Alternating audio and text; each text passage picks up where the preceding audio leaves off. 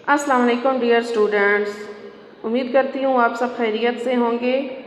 जी तो बच्चों, अपनी जमायत चहारम की कारवाने उर्दू की जो किताब है उसे निकाल लें और उसका सफ़ा नंबर 22 निकालें और देखें यहाँ पर सरगर्मी है जो सवालों के जवाब लिखिए। आज हम सवालों के जवाब जो हैं वो लिखेंगे, तो इसके लिए बच्चों आप साथ में अपनी उर्दू की कॉपियाँ भी निकाल लें और देखें सफ़े को इस तरह से तैयार कर लें। आज की तारीख़ 3 जून 2020, जमायत का काम।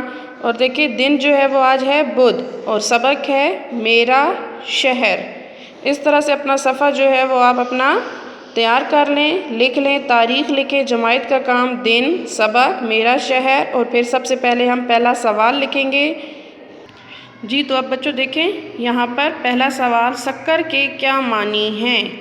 जी तो बच्चों हमने सबक के अंदर पढ़ा था कि शक्कर के क्या मानी हैं। यहाँ देखें आप,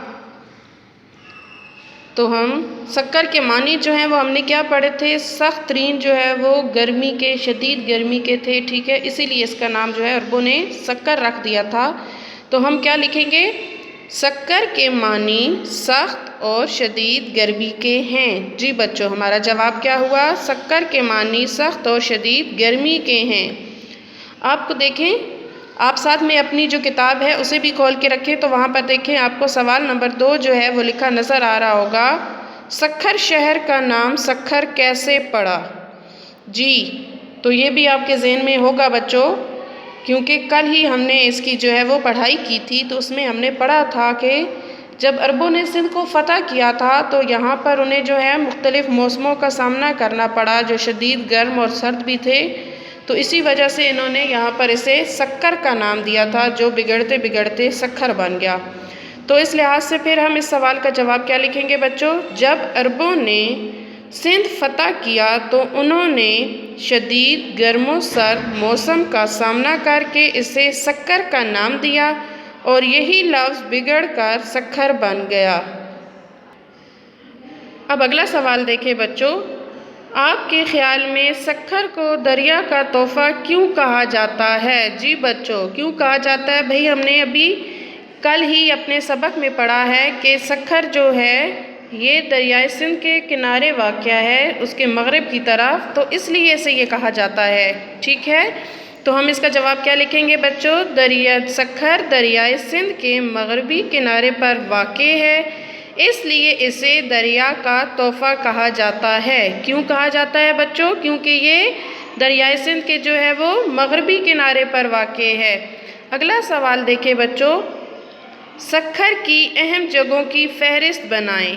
जी बच्चों जो अहम जगह हैं शक्कर की हमने वो लिखनी है। तो आपको पता होगा कि हमने जो पढ़ी हैं अहम जगह वो कौन कौन सी हैं, मीर मासूम शाह का मीनार है वहाँ पर, मस्जिद मोहम्मद बिन कासिम है, हवाई अड्डा है, बंदर रोड मस्जिद है, साधु बेला, कलकान देवी का मंदिर, घंटा घर, कैंची वाला पुल जो रेलवे पुल है और किस नाम से मशहूर है, कैंची वाला पुल से, मेहरान मरकज़ वग़ैरह, ये शक्कर शहर की जो हैं वो अहम जगह हैं। यानी जितनी भी हमने इस सबक के अंदर पढ़ी हैं अहम जगह, तारीख़ी मकामात जो हैं वो आपने इस जवाब के अंदर लिख देनी हैं। ये अहम जगह कौन कौन सी हैं, मीर मासूम शाह का मीनार, मस्जिद मोहम्मद बिन कासिम, हवाई अड्डा, बंदर रोड मस्जिद, साधु बेला, कलकान देवी का मंदिर, घंटा घर, कैंची वाला पुल जो रेलवे पुल है, मेहरान मरकज़ वग़ैरह, ये शक्कर शहर की अहम जगह हैं।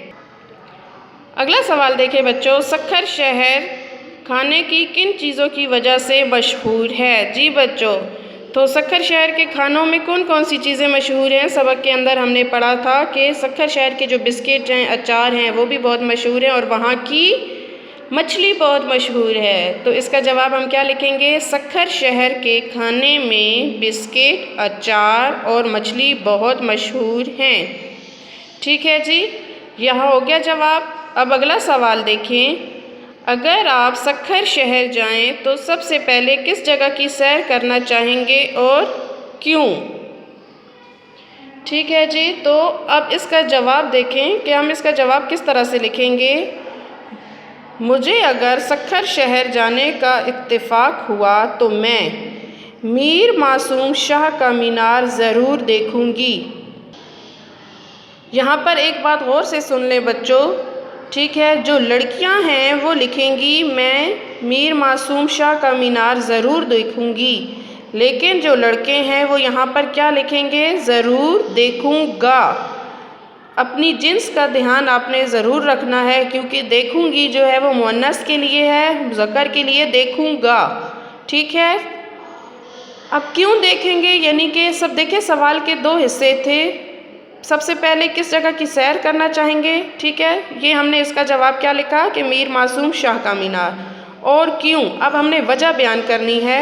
وہ وجہ کیا ہے؟ کیونکہ اس کی بلندی سے شہر کا نظارہ ایک دلکش منظر پیش کرتا ہے۔ جی کیا وجہ ہے؟ کیونکہ اس کا مینار جو ہے یہ 100 فٹ بلند ہے، تو اتنی بلندی سے جو ہے وہ اس شہر کا نظارہ جو ہے وہ ایک دلکش منظر پیش کرتا ہے، شہر کی خوبصورتی بیان کر رہا ہوتا ہے، تو یہ وجہ ہے، اس لیے ہم سب سے پہلے جو ہے وہ میر معصوم شاہ کا مینار دیکھیں گے۔